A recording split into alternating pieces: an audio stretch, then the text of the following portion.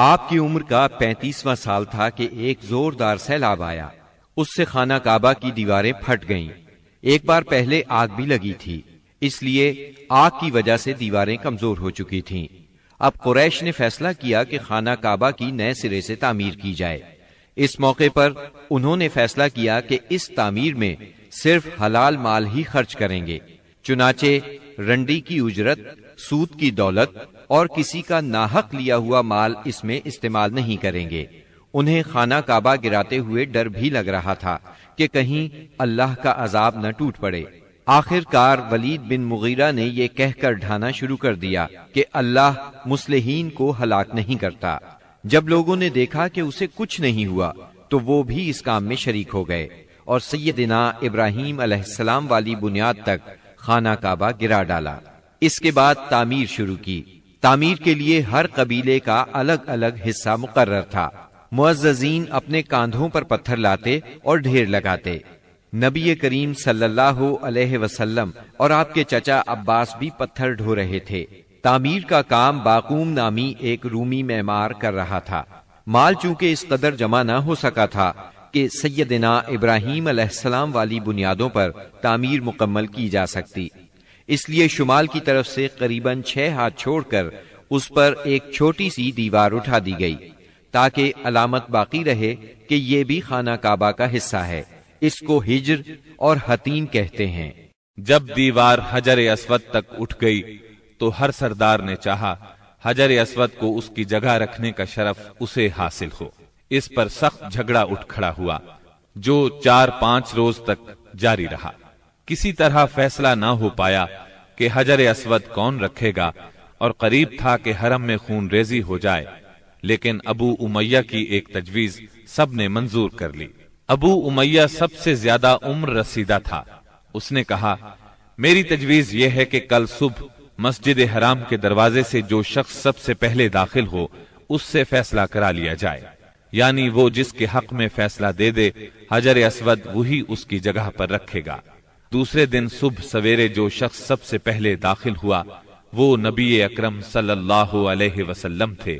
قریش آپ کو دیکھتے ہی بول پڑے، هذا الامین رضینا هذا محمد، یہ تو محمد ہیں جو کہ امین ہیں، ہم ان سے راضی ہیں۔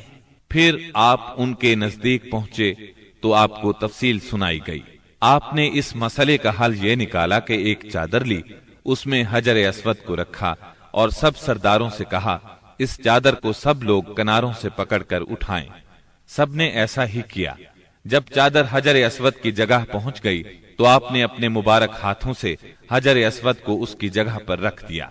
یہ اس قدر عمدہ فیصلہ تھا کہ سب خوش ہو گئے۔ نبی کریم صلی اللہ علیہ وسلم بچپن ہی سے عقل سلیم کے مالک تھے، پاک دامن تھے، بھرپور قوت کے مالک تھے۔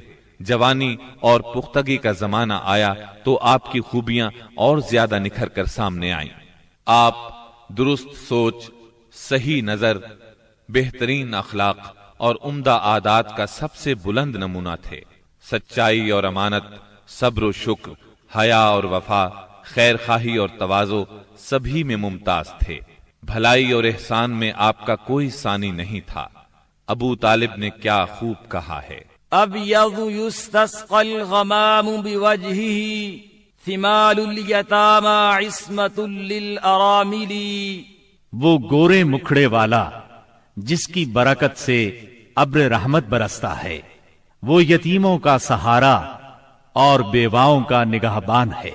آپ بہت صلہ رحمی کرنے والے تھے، لوگوں کا بوجھ اپنے سر لیتے تھے، کنگال کی ایسی مدد فرماتے کہ مالدار ہو جاتا یا روزگار سے لگ جاتا، مہمان کی مہمانی کرتے اور مصیبت کے مارے ہوں سے تعاون فرماتے۔ اللہ تعالیٰ نے آپ کی حفاظت اور نگہبانی کا خاص انتظام فرمایا تھا، اور قوم کے اندر پھیلی ہوئی خرافات اور برائیوں کے خلاف آپ کے دل میں نفرت ڈال دی تھی۔ چنانچہ آپ بتوں کی عید پر حاضر ہوتے، نہ شرک کے میلوں میں جاتے، اور نہ آپ آستانوں یا غیر اللہ کے نام پر ذبح کیا ہوا جانور کھاتے، نہ بتوں ہی کو چھوتے، اور نہ ان سے تقرب حاصل کرتے تھے۔ لات اور عزا کی قسم تو سننا بھی گوارا نہ فرماتے۔ शराब नोशी और खेल कूद की मजलिसों से आप इंतहाई दूर थे। ऐसी किसी मजलिस में आपने कभी शिरकत न फरमाई, जबकि यही मजलिस जवानों की तफरीह और दोस्तों से मुलाकात के मुकामात थी। अल्लाह ने आपको खलवत पसंदी अता फरमाई थी। अरबों की जहालत और गुनाह आलूद जिंदगी ने आपको अफसुर्दा और गमगीन बना दिया था। आप अपने अतराफ में फैली हुई इंसानी इज्तिमाई जिंदगी का मुशाहदा फरमाते तो आपको ये महसूस करके दुख होता कि एक अल्लाह की इबादत का तसव्वुर देने वाले दीन को वो लोग बिल्कुल भूल चुके थे। उस दीन को जो उनके जद्दे अमजद सैयदना इब्राहीम अलैहिस्सलाम का दीन था, उसे बिल्कुल फरामोश कर चुके थे। वो अपने हाथों से काबे की तामीर नौ बड़े एहतराम से करते थे, लेकिन खाना काबा में बुत रखकर उनकी पूजा करते थे। ये शिर्क नहीं तो और क्या है, मुनाफिकत और कहते किसको हैं। जुआ, शराब नोशी, बुत परस्ती और बेहयाई माशरे का जुज बन चुकी है। अल्लाह ताला की वहदानियत का तसव्वुर तो पाया जाता है, मगर इस तसव्वुर को बुत परस्ती के ज़ौक और शौक ने बहुत धुंधला कर दिया है। बुतों की शक्ल में अपने माबूद घड़ लिए हैं। हर कबीले और हर खानदान का एक पसंदीदा बुत है और काबे में 360 बुत रखे हुए हैं। बुत परस्ती के शौक का ये आलम है कि कुरैश सफर में जाते हैं तो सत्तू के बुत बना लेते हैं और जब जरूरत पड़ती है तो अपने माबूदों को घोल कर पी लेते हैं। कुरैश के मुआशरे और अरब के माहौल में औरत बेचारी की हालत इस कदर पस्त, जलील और रद्दी है कि वो ऊंटों, बकरियों और गल्ले की तरह तिजारत की चीज बन चुकी है। शादियों पर कोई पाबंदी, कोई रोक नहीं। एक मर्द जितनी औरतों से चाहे शादी कर सकता है और दूसरी तरफ औरत भी जितने मर्दों को पसंद करे उनसे ताल्लुक पैदा कर सकती है। चोरी छुपे आशनाई से लेकर खुली बेहयाई तक हर बुराई की जाती है। पस्ती और गिरावट की इंतहा है कि मनकूला और मौरूसी जायदाद की तरह बाप की बीवियां भी बेटे को वर्षे में मिलती हैं और वो अपनी हकीकी माँ के सिवा अपनी सुतेली माओं से शादी करने में किसी किस्म की आर महसूस नहीं करता।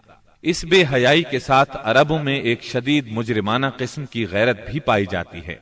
वो ये कि हमारी लड़कियां किसी को ब्याह ही न जाएं, कोई मर्द हमारा दामाद न बने। संग दिली की हद तक इस गैर फितरी गैरत के सबब लड़कियां जिंदा दफन की जाती हैं और इस इंतहा दर्जे की बेरहमी पर उल्टा फख्र किया जाता है। आका को गुलामों की मौत और जिंदगी पर पूरा मालिकाना इख्तियार हासिल है। मुल्क में कोई मरकजियत नहीं पाई जाती।